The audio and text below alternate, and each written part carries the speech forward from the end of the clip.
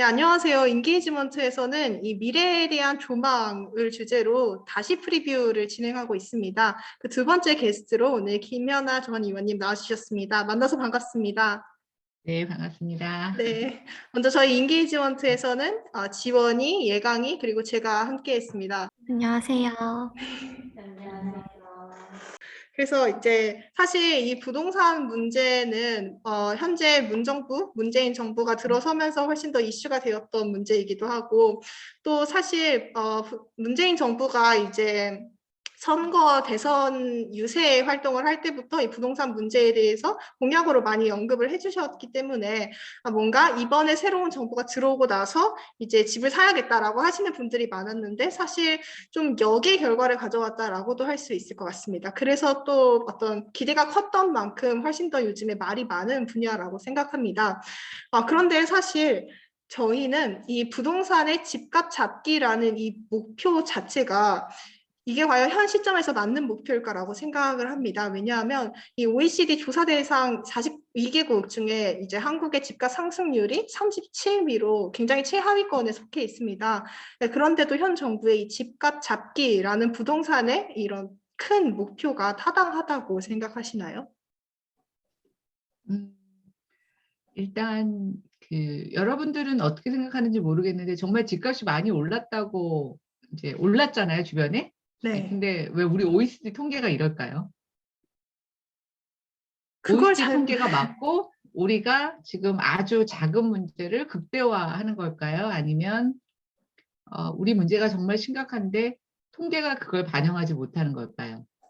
제 생각엔 우리나라의 집값 상승이 주로 수도권이나 혹은 신도시, 뭐 부산이나 이런 곳에 좀 집중해 있고, 오히려 다른 곳에서는 이 부동산의 열기가 뜨겁지 않아서 그 평균을 잡다 보니까 아마 좀 하위권으로 밀려나지 않았나 싶은 생각은 있습니다. 네. 그런 점도 없지 않아 있어요. 우리가 보통 국가 간 비교를 할 때는 전국 지수를 갖고 하거든요. 예, 그러다 보니까 이제 뭐 우리는 수도권이나 서울, 특히 강남이 집값이 많이 오르고 나머지 지역은 집값이 상대적으로 안 올라서 뭐 이렇게 평균으로 수렴해서 가다 보면 이제 OECD 평균으로 봤을 때 하위를 나타낼 수도 있는데, 정말 놀라운 건 뭐냐면 그것도 있지만 사실은 통계가 좀 잘못되었어요. 제가 혹시 나영 씨 메일로 나중에 이제 칼럼을 하나 몇 개 보내줄 텐데, 네. 한양대의 이창무 교수님이라는 분이 칼럼을 쓰신 게 있는데, 이제 이게 통계가 너무 안 맞으니까 경실련도 막 정부한테 항의하고, 또 저도 국회에 있을 때 그걸 많이 지적을 했었어요. 근데 뭐 문제가 없다고 계속 그러니까 이제 서로 이렇게 실갱이만 했었는데, 국가에서 통계 품질이라는 걸 이렇게 진단하는 게 있어요. 네. 거기에서 샘플 수가 너무 적다 이렇게 지적을 했거든요. 그래서 정부가 이제 하도 숫자가 안 맞으니까 샘플 수를 늘렸어요. 그랬더니 어떤 일이 벌어졌냐면 샘플 수를 늘리자마자 집값 상승, 서울의 평균 집값 상승률이 엄청나게 차이가 나기 시작한 거예요. 이 얘기는 뭐냐면 통계가 잘못됐다는 얘기죠. 근데 제가 국회에 있을 때 이제 2017년이었는데 그때는 이걸 되게 경미하게 잡아냈어요. 어떻게 잡아냈냐면 이제 우리가 정부가 조사하는 통계가 있고 민간이 조사하는 통계가 있거든요. 근데 둘이 방향성은 같은데 항상 정부 통계가 민간 통계보다 밑에 가 있는 거예요. 네. 뭐 그럴 수도 있다 생각을 했어요. 근데 너무 재밌는 게 특정 순간이 되면 정부 통계가 민간 통계를 따라가요. 그 다음에 또 수평 이렇게 평평하게 간격을 갖고 유지하다가 특정 시점이 되면 정부가 또 민간 통계를 따라가는 거예요. 여러분 어떤 생각이 들었어요? 나는 약간 통계를 만진다는 생각이 들었어요. 정부가요? 네. 그러니까 현실 반영을 계속 평상시에 하는 게 아니라 특정 시점에 너무 많이 벌어질 때 같으면 현실 반영을 해서 맞추고, 네. 또 벌어지고 나면 현실 반영을 하는 거죠. 그래서 지금 주택 문제가 심각하지 않은 건 아니에요. 심각해요. 그리고 처음에는 서울 뭐 이런 데만 오르기 시작을 했는데 이제는 전국적으로 막 많이 올라서, 제가 지금 일산에 살고 있는데 일산의 집값이 그러니까 이제 새로 분양받은 주택이 아니라 기존의 아파트 집값이 작년 대비 올해가 50%가 올랐어요. 그래서 뭐 여러 가지로 뭐 한쪽을 누르면 풍선 효과, 뭐 옮겨가는 것도 있는데 지금 제일 문제인 건 뭐냐면 이제 임대차 3법으로 전세값도 되게 오르다 보니까 사람들이 불안한 거예요. 아, 그냥 내 집을 갖고 있는 게 낫겠다. 그리고 네. 점점 집을 살 수 없을지도 모르겠다라는 불안감 때문에 최근 한 2년 사이에 집을 산 사람들의 30%가 30대예요. 음. 여러분들 이제 30대 얼마 안 남았죠? 아니에요. 그래도 좀 나왔어요. 그래서 의외로 젊은 사람들이 되게 많이 불안해서 집을 샀다는 거. 그래서 첫 번째 질문에 대한 저의 답은 두 가지. 여러분들이 지적한 그러니까 전국 지수를 반영하기 때문에 좀 많이 오른 지역이 반영되지 않는 효과도 하나 있고 네. 두 번째는 그동안의 정부 통계가 현실을 반영하지 못했던 문제점도 있었어요. 네. 그래서 어쨌든 좀 많이 올랐다. 그다음에 예전에는 아파트가 좀 비싸고 뭐 연립주택이라든가 단독주택은 그렇게 가격이 오르지 않았는데 요즘 이제 아파트 가격 오르는 게 사람들이 값이 불안하고 사야 되겠다고 생각하니까 이걸 못 사면 이제 연립을 사고 단독주택을 사고 막 이러면서 요즘은 정말 집값이 전체적으로 되게 많이 올랐다는 거. 네. 예, 그게 팩트입니다. 네. 그만큼 또 버블이 많이 끼었다라는 의미이기도 하겠네요. 근데 정말 심각하다고 생각해요. 네. 그러니까 뭐 지금 서울에 평균 아파트 가격이 11억이라니. 그리고 이제 여러분들 뭐 지금 이제 고등학생이니까 그렇지만 이제 대학생들 나가서 서울에 집을 구하려고 하면 보통 보증금이 한 뭐 500에서 1000 정도 있고 나면은 월세가 50인 경우가 사실은 거의 막 아주 원룸 형태의 고시원. 네. 창문 없는 거가 50부터 시작을 해요. 네. 근데 그게 제가 2017년에 국회에 있을 때 조사한 거니까 지금은 조금 더 비쌀 거예요. 그래서 좀 살만하다 하는 집들은 월세가 그냥 8, 90이 그냥 넘고요. 그걸 전세로 전환을 하면은 2억 정도가 있어야 돼요. 음. 그러니까 좀 살만한 집은 2억을 전세를 만들려면 저도 20대 아이들이 있지만 쉽게 마련해 줄 수 있는 돈이 아니거든요. 네. 근데 학교 다니고 또 일거리를 찾고 그러려면 사실 서울에서 좀 가까운 데 있어야 되잖아요. 그러다 보니까 젊은 친구들이 집에서 갖는 불안 이런 게 굉장히 많이 크고요. 네. 저는 이 가격이 절대로 정상이라고 생각하지 않아요. 왜냐하면 네. 뭐 도저히 이거는 돈을 모아서 살 수가 없어요. 예.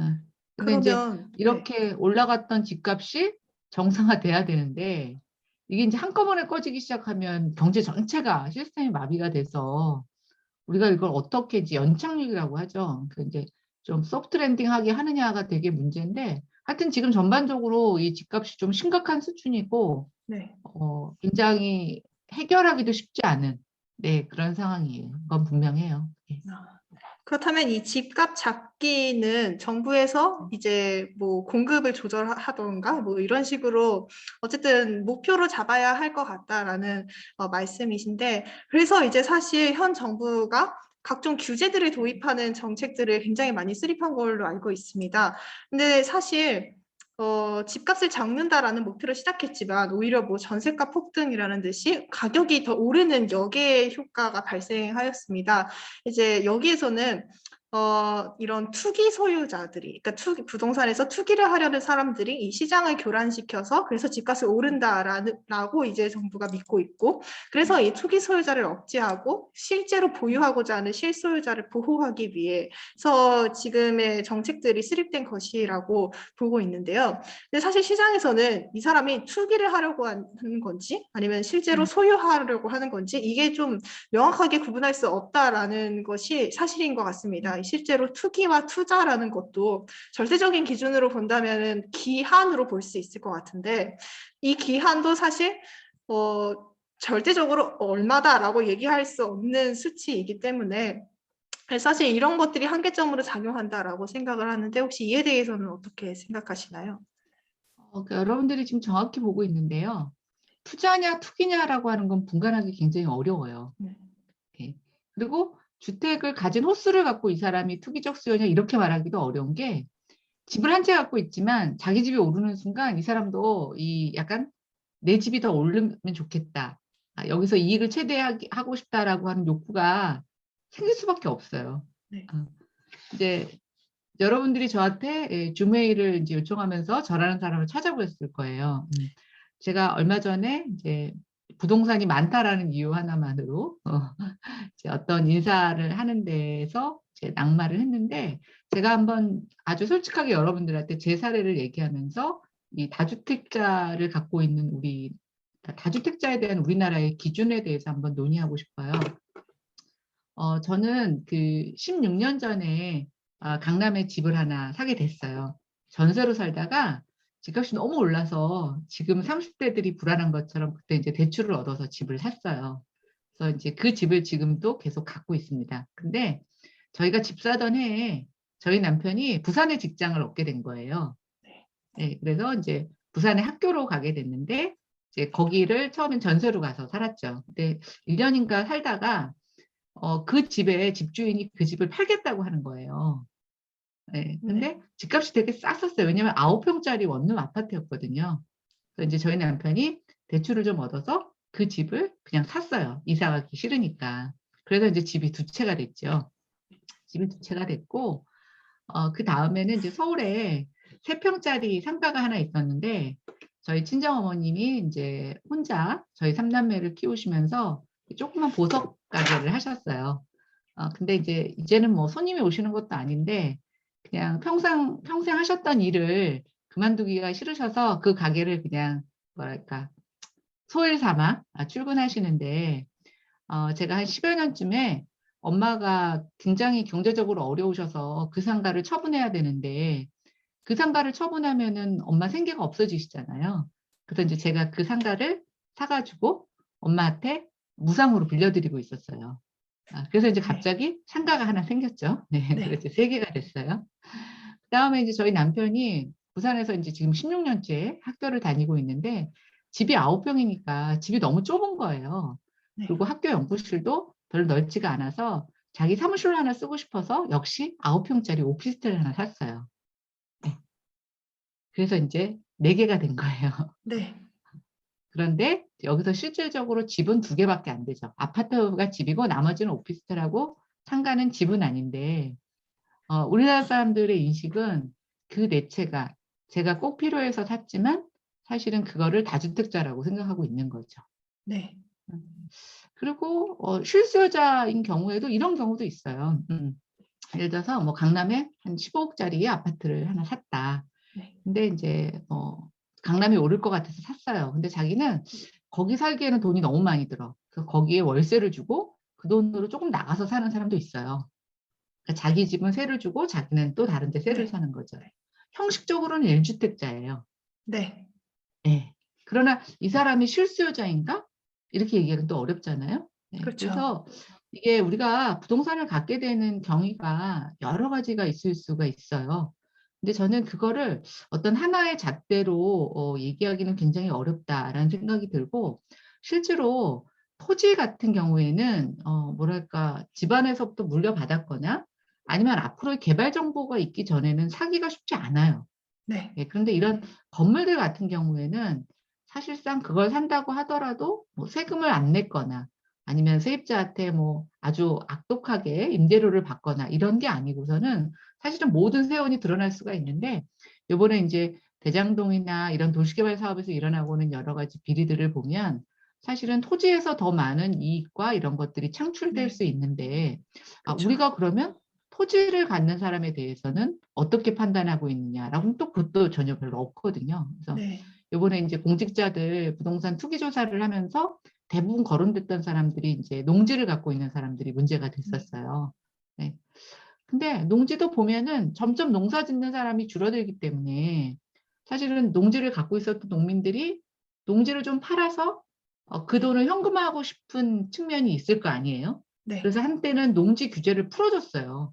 농사를 짓지 않는 사람도 농지를 살 수 있도록. 그러나 우리 헌법에는 농지는 꼭 농사를 짓는 사람들만 소유하도록 되어 있거든요.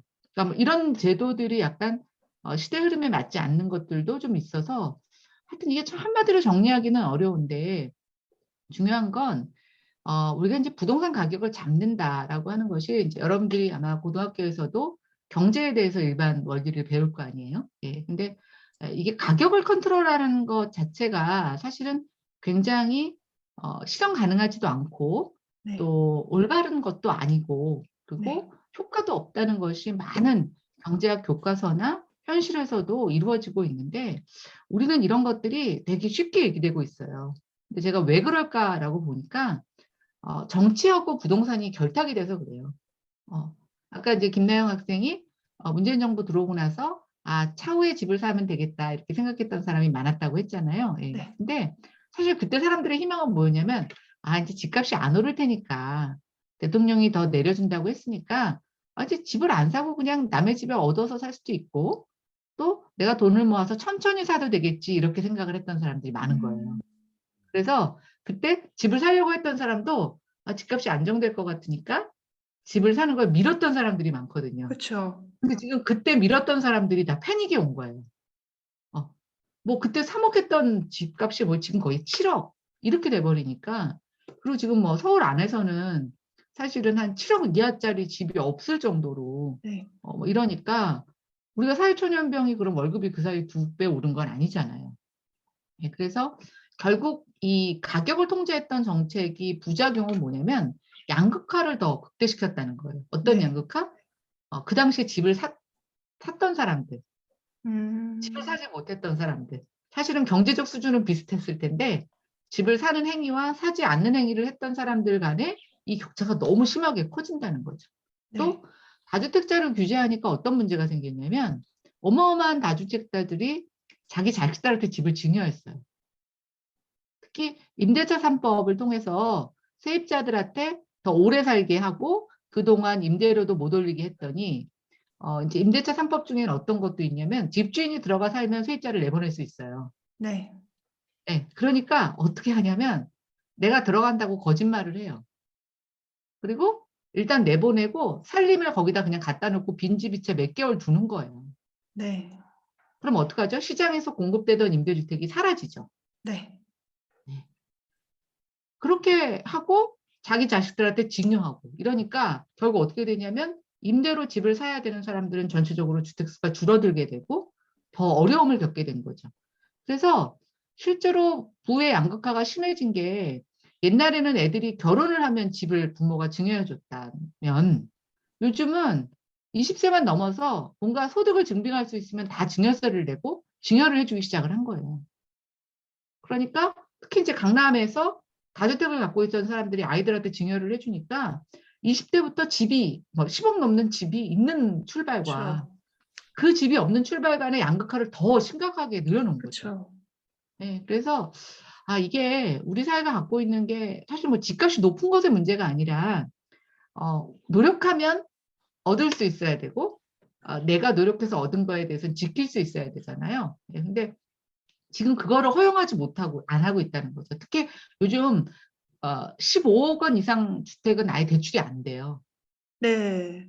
예, 그래서 그러다 보통 보니까 이제 40평이 안 그런 된다고. 집들은 다 어떻게 사냐면 이제 아이유가 강남에 막 30억짜리 빌라를 샀다는 거, 막 100억짜리 집을 샀다는 게 현금을 가져와 샀다는 거예요. 네. 그러니까 그런 현금 동원력이 있는 연예인이나 뭐 재벌이나 이런 사람들은 집을 사는데 내가 열심히 회사에 다녀서 월급을 증빙할 수 있고 갚을 능력이 돼서 대출을 받으려고 했던 사람들이 지금 대출이 다 끊겨져 있는 거죠. 그러니까 참 모르겠어요. 그러니까 이게 우리가 가격을 통제하고 부동산을 잡는다는 것이 궁극의 목적이 뭔가라고 했을 때 아까 제가 정치와 결탁돼서 그렇다는데 어떤 사람들에게 상대적인 박탈감들을 선동하는 이슈로는 되게 좋은데 네. 이게 그렇게만 했을 때 그럼 그 문제를 풀 수 있느냐? 사실 지난 4년의 결과를 보면 양극화를 더 고착시키고 또 그 간격을 벌려놨다. 이렇게 평가할 수 있을 것 같아요. 음.